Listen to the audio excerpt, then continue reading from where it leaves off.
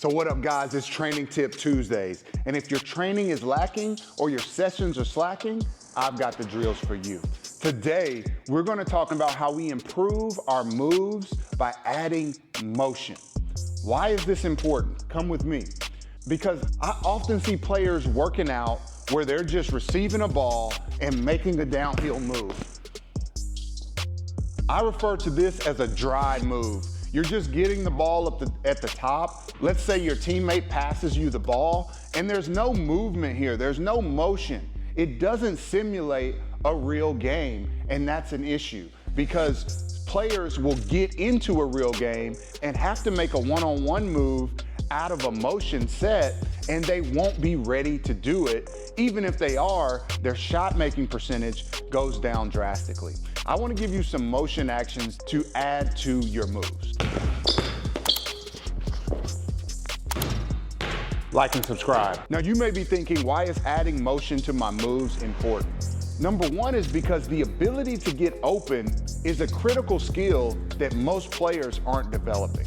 And not just getting open, but getting open with time and precision in the right areas is so important. Being able to set up our defender prior to where we want to get the ball is just as critical as the ability to go downhill, stop, and make a shot. Another reason we want to master motion before our moves is because movement prior to receiving the ball makes us really hard to guard. It puts the defender in a vulnerable state where they have to guard a backdoor cut or a screen away. They have to think about multiple things rather than just getting to hone in on a player making a dribble move. Another reason motion is so critical to being able to make downhill moves is because when we practice with motion, it increases our cardio and our context, meaning it puts us in a game-like situation that's going to increase our ability to make shots in a situation that is similar to a game. With that being said, I want to talk about some motions that you should be adding to your moves right away. So first, let's talk about the banana action. Banana is a simple action that you see in most offenses where I'm standing here, or I could be on the wing, or I could be at the top of the key, and my teammate vacates this area, and I'm simply going to replace a teammate with a banana action, which is just a looped up cut. First with my hips going away from the goal towards the passer, and then after I receive the ball, I'm gonna face the goal. The banana action is great to mimic because almost every offense universally has this type of action in it, whether they know it or not. So whether you're working with a trainer or you have a teammate or another passer working with you, you're simply going to start about 6 to 8 feet away from where you're gonna make your move, plant away, come up on your banana action and receive the ball before you go into your move. You can go into a dribble move where you're playing off the dribble, or you can go into a rip through, jab step, or anything else. If you're working by yourself, you just want to spin it to yourself, step away, banana action into your move. And there you go. The next motion is a simple lift cut. The lift cut is basically anytime you're beneath the three-point line, whether you're cutting in and popping out, or maybe you're playing the low post or high post, and you're simply popping out from an area beneath the three-point line. So the lift cut is great because your defender's behind you right here, and I'm gonna lift away, get this ball from a teammate, whether it's on this side or it may be from this side. The lift cut is great for helping us get into the paint because often players don't get behind their defenders. So working on getting deep into the paint or deep underneath the three-point line, simply lifting up before we make our move. Now another great action we have for you is the V cut. This is where we're simply going to walk below our man, V in, and veer back out at an angle. This is going to cause our defender to be below us and have to worry about guarding the goal. Then we're going to pop out and receive the ball. This is the prior footwork, pushing off, coming and making our move that's gonna make us really dangerous.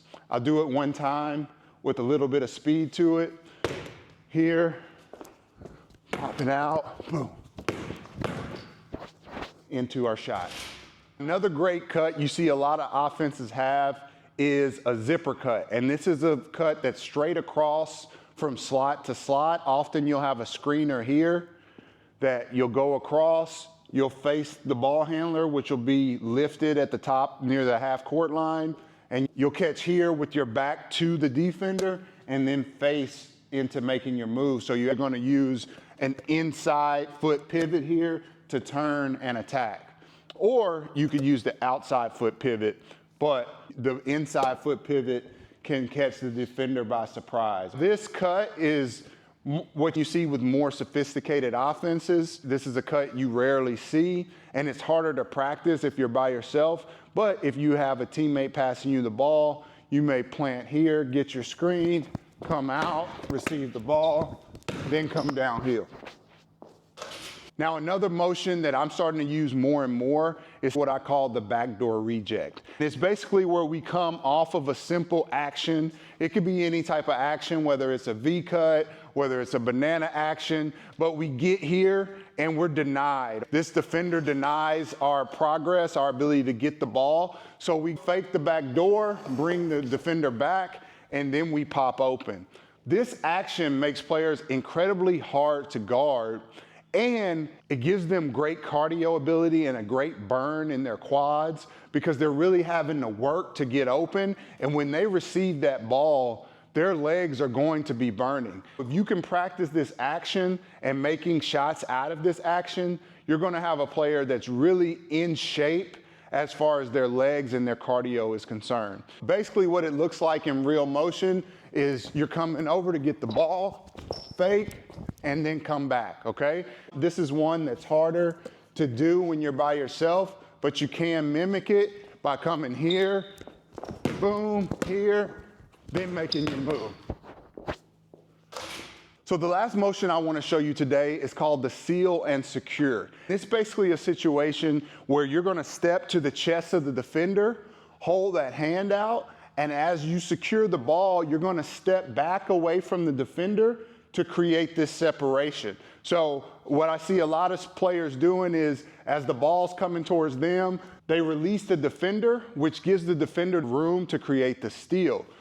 You want to be sure to not release the defender until you secure the ball. And as you secure the ball, step away. So what it looks like is like this, boom, here, and then I'm going to be into my move, okay? So here, seal, secure. So there you have it, 6 motions that you need to add to your moves that are going to make you a much more dynamic scorer. Guys, it's Training Tip Tuesday. Check us out every Tuesday right here for more training tips that'll help keep your trainings from lacking and your sessions from slacking. Give us a like and subscribe and be sure to share. Thanks for watching.